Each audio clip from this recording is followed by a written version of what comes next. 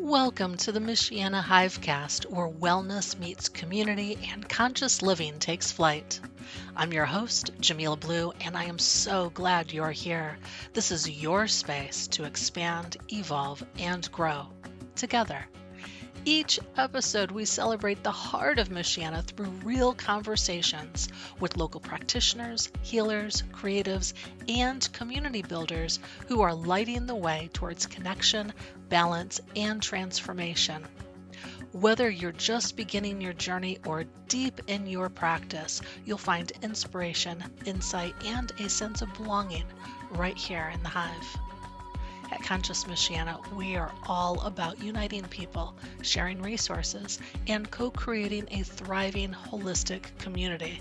So let's get buzzing, and thank you for being a part of this conscious collective. The Michiana Hivecast, buzzing with wellness, connection, and conscious living in Michiana. Expand, evolve, grow. Hello, everybody. This is Jamila Blue with Conscious Michiana, and we have Luke of The Collective. Luke is a dedicated fitness coach and co-owner of The Collective in Benton Harbor, Michigan. He brings a powerful blend of physical training, holistic wellness, and community-centered care, all rooted in the mission to help men live healthier and more balanced lives. And as part of our Movember Men's Health Initiative, Luke is going to talk about some of the unique challenges that men face when it comes to physical, mental, and emotional well being. From breaking down stigmas to building sustainable habits, Luke's approach is all about empowering men to take ownership in their health in a way that's authentic, accessible, and deeply transformative. How you doing, Luke? Very well. Thank you. How are you? I'm doing great. So I'm really excited to have you. As I was looking for who would be someone that I can talk to on the holistic wellness, physical side of men's health, your name came up. And I'm really just excited to hear what you have to say about men's health in general and how men could be more conscious of the wellness that they do and the practices that they put in place. But before we go into that, I just want to get some background from you. What inspired you to be a holistic health coach, and how has your journey evolved over time? Well, I kind of fell into it. So, yeah, it was not something in terms of being a holistic coach, it was not something that I had planned out. I was in the military for 8 years. I spent time overseas in Iraq and Afghanistan. And it kind of came about as these practices developing to get myself out of depression and post traumatic stress states. So, and we'll get into all the tools and everything shortly here, but yeah, just by proxy of I was already a trainer in the strength world, and I had already for many years been kind of more in the like holistic side of training, trying to expand training longevity for all the people I was working with, including special forces. So it was a pretty easy transition, and just the combination of working on myself and working through those practices, making realizations, it's spilled over into everything.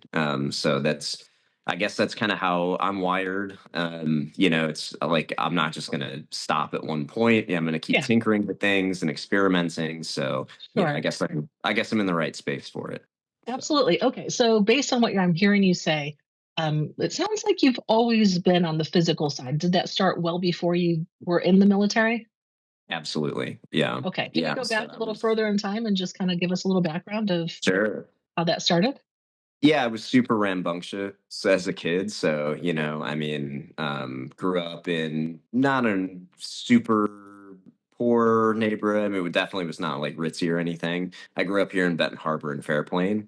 And yeah, there was definitely some physical challenges just from, kids in the neighborhood and getting picked on and things like that. And, my dad was like a, really accomplished athlete back in the day and a box, you trained under a trainer that had trained Sugar Ray Leonard, things Wow. like that. So, it was a lot of physicality. Just I was an only child, so I had nobody else to rely on. I had to learn to rely on myself, and a lot of alcoholism and things like that in my family. So, that's been a huge thing. And my parents, by the way, have been sober for like 18 years, which is Wow.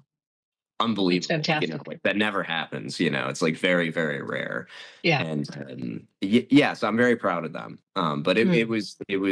there was a lot of hardship from that. Hmm. But also, a lot of love. So it's a good blend of things, good mix. But I mean, they put like a rope in the tree in the backyard, and I would just climb it every day, and watch Bruce Lee movies, and I'd do push-ups on my knuckles and things like that. So I was doing it because I was always the smallest kid, always the smallest, Uh, strongest kid in any class, anywhere I went, and I uh-huh. was like naturally kind of like an artistic child. So I wanted to Uh-huh. draw, I wanted to work with animals and things like that. And I developed this kind of really intense state, kind of out of self-preservation. And Yeah, yeah, small and artistic in, like right. a I'm getting somewhat picked on. rough Yeah, community, you're gonna get picked right. on. Like, it's just gonna happen. Absolutely, Yeah, even and in the best, communities, it's gonna happen. right, and what that kind of experience taught me initially as well, because I felt like a victim initially, and and it, you're well within your rights to think that, but over time, I actually developed friendships with a lot of the people that had picked on me, because I realized, like, from their perspective, they are trying to help me, but some of them aren't. Some of the kids are just mean, but a lot of the kids I ended up becoming friends with, they saw me and they were like, man, you gotta you gotta like toughen up, dude, like, Uh-huh. you know and Yeah. so it was like, oh, it's like that's like a loving perspective that they had. So, Yeah. recognizing that. How do you define holistic health? Especially around men's wellness? Hmm. Good question. Yeah. Holistic health in general is just anything where, this life is about give and take. If we push ourselves too far, that's damaging. That's not holistic. And if we don't Mhm. do any activity, or we don't do any movement or any practices, also not holistic. Uh-huh. So for us, it's having a practice that actually assists your life, assists your goal in life, your overarching mission. And that's a huge theme of myself, but also what I try to, kind of at least present as an option for other people. I'm not trying to push anything on anybody, but I just know the impact that having a mission, having an overarching theme, and the mission will change throughout life, of Mhm. course, but overall, like a holistic mission would just be, that's the simplest one. Like we can just try to be healthy, go walking Uh-huh. every day, basic baseline things. What are some of the most common health challenges that you see men facing today? I mean, low testosterone, just from the physical standpoint, once the testosterone starts dipping, they're not producing as much serotonin. Stress is going up. There's just a lot of it's like depression, of the general malaise. And I think that does tie into the fact that a lot of men don't really know where they're going in life either. They don't really have the mission. And I mean, you can apply this to everybody, not just men. It's just not having that kind of like calling. And a lot of people need that. I'm not saying everybody needs that. Plenty of people in the world are very content with and there's nothing wrong with that. They're very content with where they're at. And that's actually fantastic. That's kind of our goal, is to be content and be at peace. And also still you're able to have these missions you can choose. So, Mhm. Yeah. yeah. So, why do you think men are often hesitant to seek help for mental or physical health issues? There's a number of reasons for that, and I think if we go probably to the most charitable reason, which would just be historical perspective, um, you know, back in the day, we were in a much more harsh environment, much more survival. So the gender roles were very clear cut, and they had to be out of necessity because you've Hmm. got men who are generally bigger and stronger, and they do the physical labor, they fight the wars, and and women aren't even allowed to participate in a lot of that stuff back in the day. So it's not something people would generally even quite like it would never come up in your mind to be like, you're a man, you can't be depressed. I mean, you got to work, like you got to protect, you got to provide. There's no there's no room for talk there. So and now everything's changing. It's interesting when you start to get, like, if you force yourself into a box, and again, there's nothing wrong with any of these things. No judgment for me on any of this stuff. If you force yourself into a box, get yourself on a regiment, or you're in a society that doesn't allow something, it's easier to just kind of stay in that train of thought and not be so like you don't have to be introspective. Like you just wake up and go. And there's something very kind of cathartic about that, but also now you have an opportunity, like, yeah, this society is totally nuts in so many other ways, but we have choices, we have so many choices. I think that's what's overloading so many people as well. Hmm. So men can choose to just play video games all day and not around the house, and not like do anything or offer anything, and everybody can now. So it's like Hmm. it's tough. It's tough to like figure out your passion, your purpose, and like I was saying before, it's just that general malaise. And all I can speak for is myself. But Yeah. I if when I was laid out, I had back injuries and physical issues that I had to work on for many years, and to the point of being not able to get out of bed at Wow. periods of time, and that, I mean, that destroyed my mental health.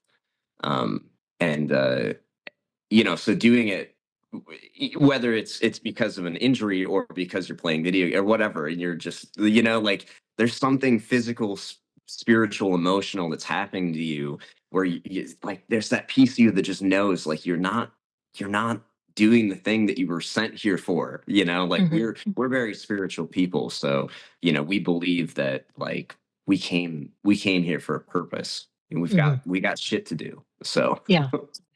So, thinking about Movember, yeah. how does Movember help shift the narrative around men's health? Yeah, I think that the fact that it exists, shows the reality of the situation that we're in, of why we actually need this. Men's suicide rates going up, and we got to start looking at, like, why is this happening? So I think it's a really fantastic thing. I mean, an entire month to do this, and it's like, oh yeah, we get to do the little mustache and everything. That's really neat. Like I was telling you before, personally, I've never really we've had like little events and things like that for it. I personally don't do Movember, but So, no and also, mustache like, growing for you. I mean, my mustache sucks too, so it's like but Fair enough. Fair enough. yeah, but it's more just trying to be like this all the time, and if that is what it takes, to have like a swell of awareness over the course of a month. I mean, I think the benefits are massive, Yeah. and I think you're always going to dragnet a few people into a more sustained kind of a thing. And at the very least, if you only have that 1 month out of the year where you're being more conscious of some, that's better than nothing. So Absolutely. yeah. Absolutely. How do you help men navigate stress and anxiety or depression in your coaching practice? It starts physically. It's just like with the yogic practice. The physical aspect of it really is just a small piece in the larger scale, but it's kind of the easier way to access for Mm. most people in general. It's just we need to work through the body. So just as examples, having multiple veterans that are suicidal come in to work with them, all males so far, and I get them in the ice bath. Mm. I'll make them sit in there for 5 to 10 minutes, and they Ooh. start shaking. And Ooh. that active shaking, I don't know if you've ever read Bessel van der Kolk's work, The Body Keeps the Score. Oh, yes. Yes. Mhm. Yeah. Yeah. Fantastic. And it's true, and we've seen it in real life over and over and over again. If you can induce that kind of shaking and that get that trauma response physically out of the body, it's not going to fix the underlying psychological aspect, but it makes it a hell of a lot easier. Yeah. So, and we It have some gives other it a place to go. yeah, yeah, Yeah. exactly. We have some other practices that um, I, I offer to people kind of sparingly, because there's some like kind of self hypnosis practices that can be ranging from very mellow to extremely intense, and Mhm. each person needs to make that choice of how far down that rabbit hole of their own psyche they want to go, Mhm. because that's the hardest thing a person can do, is to face themselves, face that Absolutely. mirror. So and to really do it, and it's because it's that accountability thing. Uh-huh. What are some of the daily practices men can adapt to support their mental health? Yeah. So again, starting with just some type of physical exercise, trying to do something daily. And if somebody happens to have, if they happen to have like a really intense physical job, then they're not going to want to do as intense physical exercise. They need to balance it, whether that be some gentle yoga, stretching, a breathing kind of a thing, anything like that. I'm a huge fan of ice baths, huge fan of different breath works, sauna, things like that. So um, that tends to be, for most people, that gets them like 80% of the way there. Is just getting that nice physical thing, and then that other 20% is going to take 80% of your effort. So Uh-huh. that's where it comes into the emotional side of things, the introspection, going through. We've got a number of tools for that as well. Do you want me to kind of dive into that? Yeah. What is Yeah. what does the collective have to offer over there? Okay. Well, both Adrian and I have gone through a number of different kind of yogic tools to be. Yoga is not supposed to be a religion. It can't. I mean, anything can be a religion. It's supposed to just be tools to help you kind of like work through yourself, be able to show up better in the world, and the ultimate kind of goal down the road, which not everybody has to undertake, is to try to like communicate with God, essentially your higher power, whatever you want to call that. The yoga nidra, things like this, where you're kind of, it's almost like a self hypnosis, and you're going in to find, like, instead of you trying to come up with, what am I doing in life? You're actually, with this methodology, you're trying to shut all that off and just get to the source.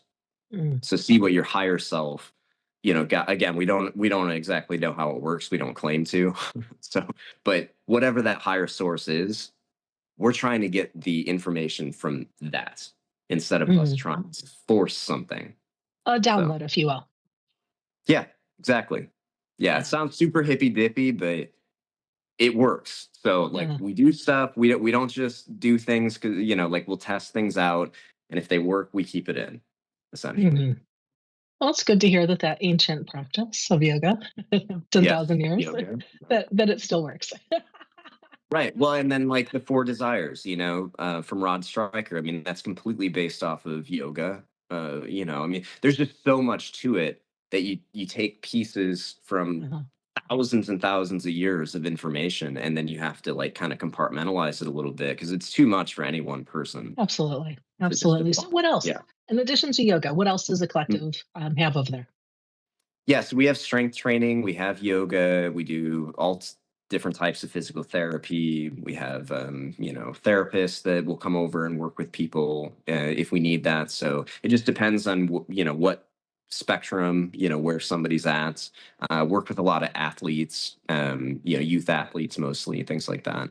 And we used to have an organic cafe. We still have the space, but we're kind of doing a little bit more of an event center kind of a thing for it. But we've been preaching, organic and food. Food is massive. I mean, I can't not talk about the importance of not eating processed food. So, Mhm.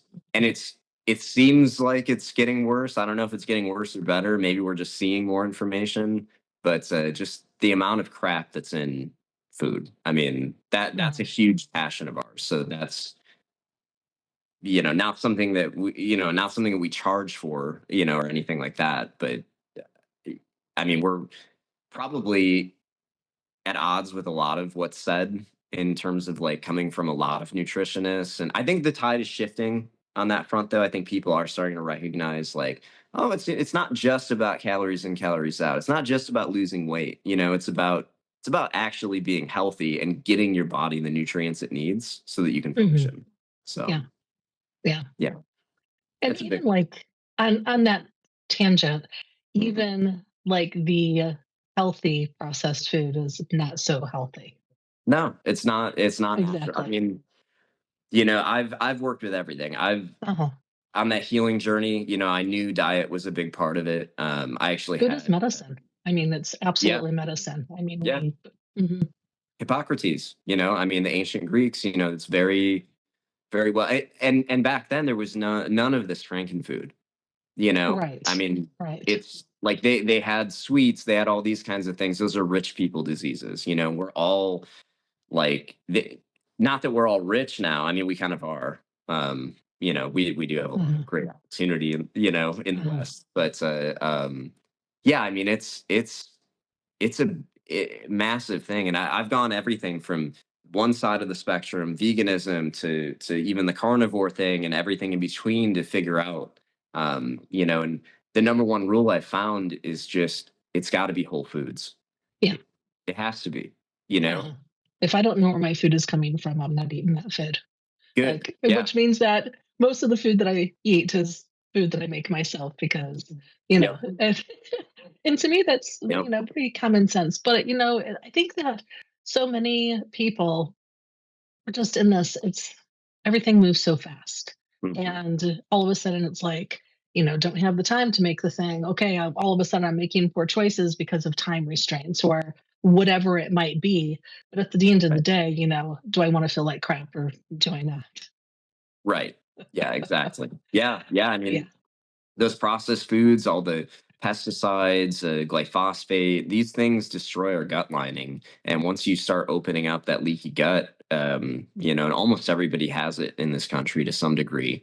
Mm. Uh, I mean, you're leaking nutrients, you're opening yourself up to more parasites, bacterial overgrowth in places that shouldn't be.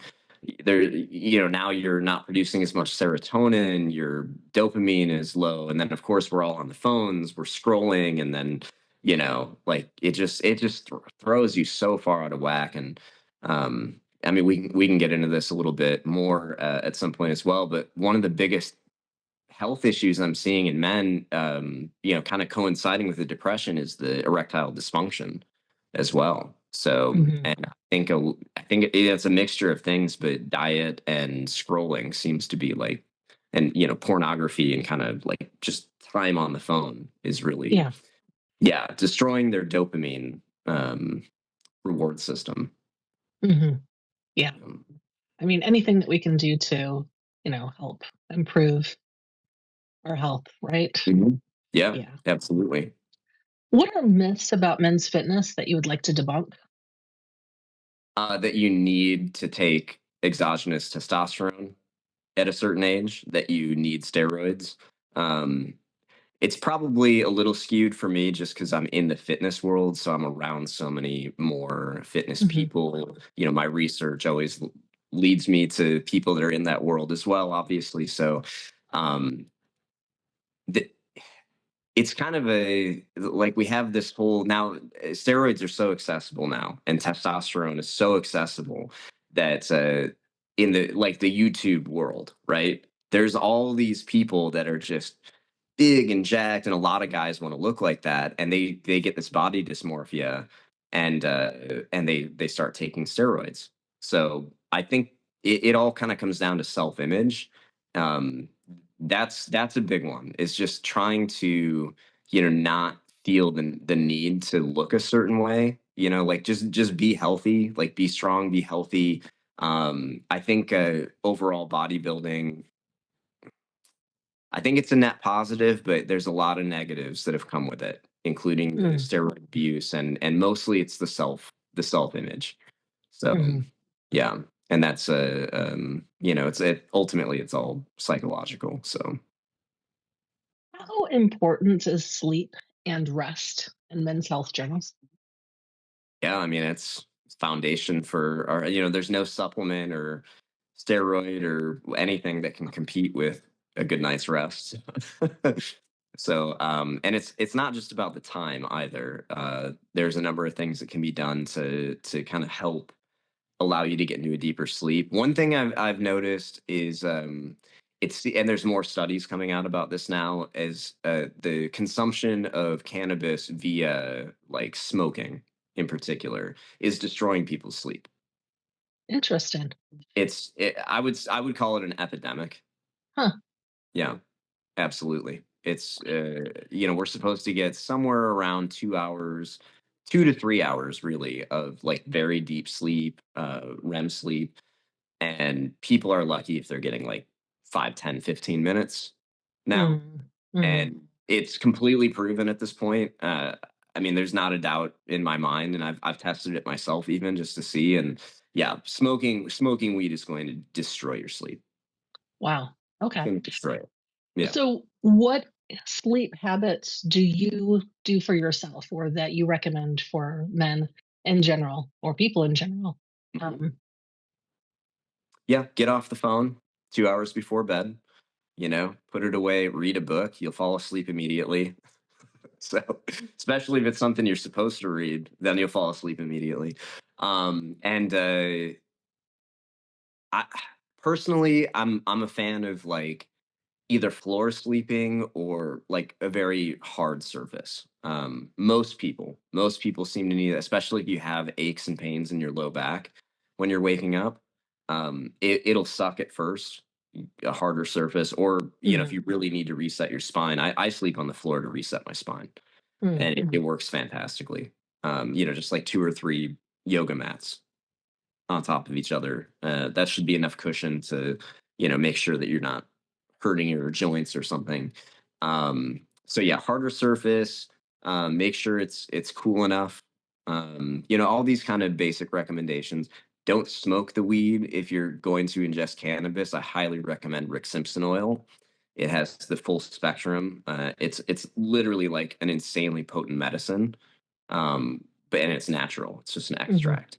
So if you're gonna do it, like I just recommend everybody stop smoking weed on a regular basis. If you're gonna smoke it, it's like it's couple maybe once a week or something, or it's with friends or something like that. And I get it too. I've been there. I've been there where it's like it's hard to quit. I get it, but yeah, that's So, is there a time frame, like when you thinking about sleep? And the reason that I'm asking this is because recently I was talking with an Ayurvedic practitioner, and so following the Ayurvedic times of Vata, Pitta, and Kapha, and so like how each of them work within the whole system. And she basically said, um, you know, like for our body to eliminate the toxins that it needs, we need to mm, be asleep by 10 o'clock. mm-hmm. Yeah, I think there's a lot of credence to it. Um, it's funny too because we got this whole thing about like there's the wolf archetype and there's the owl archetype. Like there's all these different sleep archetypes that people have kind of identified themselves with now, and I think it's mostly bullshit. So no offense out there, but like the people I know that claim like, oh no, I just go to sleep at 2 or 3 or 4 in the morning, and that's how my body. They're the least healthy, least well-adjusted people. And I mean, you can think of the people in your life that that are like this. Staying up late and waking and sleeping in till 2 in the afternoon it's just not good for people. Like it doesn't appear to be good for anybody I've ever met. So What I thought was really interesting is I took her up on it, and I've always been a night owl. So for me, even considering being asleep by 10 o'clock, get about it. Like that's not going to happen. And It took about a week for me to Mhm. actually do it, and now I'm like, "Oh my gosh, I have to be asleep by 10 o'clock." It's now a thing, and that's just I Yeah. was just curious about what your Yeah, thoughts were on that.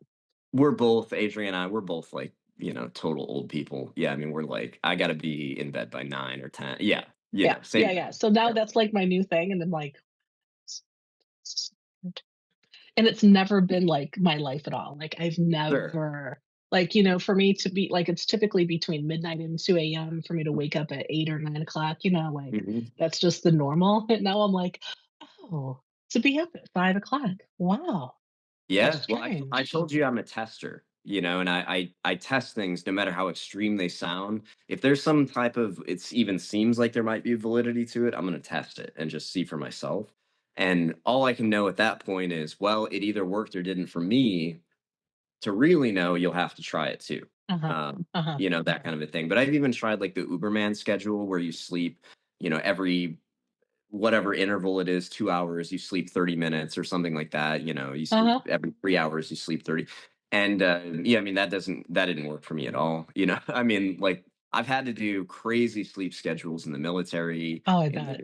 the I work in the nuclear field as well, jump inside of generators and things like that, so, yeah, I mean, it just seems like there's some variation depending on the person's individuality, but for the most part, that's a pretty good rule. Try to be asleep by 10 and, wake up early.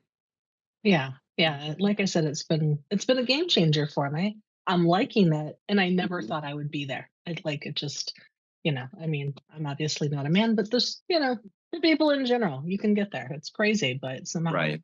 it works Well, the general if you thing is choose like to. smoke weed, play video games, be on the phone all night, and then when you finally are so destroyed from the dopamine system, can't even take anymore, then you pass out, and Yeah, you then pass out. right, if you got an early morning job, then you're struggling.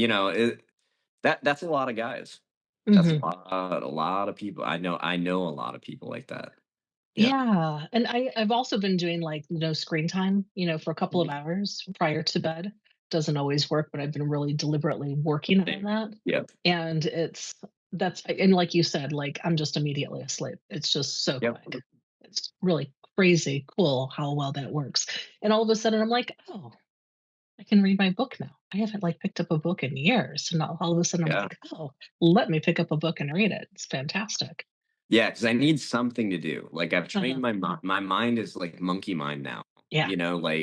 Like I've got 3 computers and this and that, and I gotta do this and the marketing and this and that, especially how it is owning your own business. Yeah. You're just like you have to be on it. You have to be taking pictures. You have to be working on the social media and it's very easy to just get distracted and I can fool myself and start like, well, I'm going on to YouTube to find like some content ideas or this or that or like research a topic and then next thing you know you're like, what the 10 fuck am hours I doing? later, down the portal.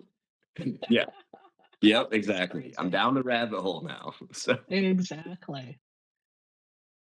What are some preventative health habits you encourage men to adopt early? I mean, good luck getting them to stop smoking and chewing tobacco, like these basic things. I'm I'm not super super strict on that though. I mean, it's common sense and everybody knows it. Like, things like that are not good for you. But there's also something about people. There's two things. One is you're happy. And if you're in a state where even if you're doing something it's not necessarily healthy or maybe even unhealthy, if you're in a good mind state, you're getting a lot of benefits hormonally and psychologically. You know people that smoked until they died and they're like 100. I mean, we Mhm. know we know this happens all the time and it's like they seem happy. I think that's a big thing. Is like if you're the type of person that's going to feel shame about a practice like that, definitely do Uh-huh. not do it. Right. I think that's a Yeah. terrible idea. Shame is a But killer. yeah, and then there's this whole thing about like we have a nicotine receptor system, just like a cannabinoid system in our bodies. And there's like very little nicotine left in the soil. Like there's very trace amounts in many, many things that we, used to come in contact with. And of course, it used to be a sacred thing and just smoking like pure tobacco, which doesn't have all the chemicals in it. there's a lot of stuff I've seen over the past few years about nicotine actually not being bad, at nicotine being good for you in many cases. So, but it's all the crap that we're Uh-huh. ingesting as well. So, Yeah. yeah, smoking, like generally just if you're gonna do it, maybe get like a natural tobacco. Walking every day, just that. I mean, even if you only add one thing, it could be walking. Try to get Hmm. in 30 to 60 minutes of walking daily. Hmm. They say 10,000 steps is a minimum. I would say 20,000 steps should be a minimum. Wowza. Yeah. Yeah. Yeah. All right. You heard it here first, y'all. 20,000 steps, the new Yeah. Get standard. cracking. Start it. Yeah. And Get you cracking. feel you feel Yeah. better. Like you feel Uh-huh. so much better doing that. What advice would you give to men who feel stuck or disconnected from their health? Kaizen. I would say Kaizen is the number one. Kaizen. What? And You can know, you explain that? yeah, it's a Japanese term. It essentially means one step at a time. So, Nice. like think about if you're going to climb a mountain, and if you got your eyes up and you're looking at the top of the mountain and you got to get there, like you're going to pressure yourself, you're probably going to quit before you Hmm. get halfway up. But if you're Uh-huh. focusing on one step at a time, looking down, and you're just what do you do then? Like you figure out ways to distract yourself as needed. Whatever it takes to just take just the next step. That's all I'm asking. Hmm. And that you see that showing up in a lot of spiritual circles as well, including like the Reiki community. Just for today, right? That's the Hmm. slogan, right? It's just Right. for today. I'm going to be For present. today Just only. for Exactly. Yeah. Yeah. Just for today. I'm not going to worry about tomorrow. Hmm. That's probably the number one thing is just not overwhelm yourself. Don't bite off Hmm. so many things that you can't chew. Yeah. So, Yeah. That's great advice. Thank you, Luke, for your time. I really appreciate you absolutely. today. Thank you so much. I hope the message gets out and yeah, have a wonderful fall and, you know, unhealthy eating season. Ain't that the truth? Ain't that the truth? Take We care, hope you everybody. partake in it. So, Bye. see you guys. That is a wrap on today's episode. Thank you so much for joining us in the Hive. We hope you're walking away inspired, energized, and ready to expand, evolve, and grow on your own journey. If this conversation moved you, sparked a new idea, or made you feel more connected, share it with a friend and help us keep the buzz alive. Conscious Michiana is a nonprofit powered by community, and your support helps us keep creating meaningful content, hosting events, and connecting people to the resources they need to thrive. Visit consciousmichiana.org/donate to contribute because every drop of honey helps. Don't forget to subscribe, leave a review, and stay connected with us on social media. Until next time, be well, Michiana. The Michiana Hivecast, buzzing with wellness, connection, and conscious living in Michiana. Expand, evolve, grow.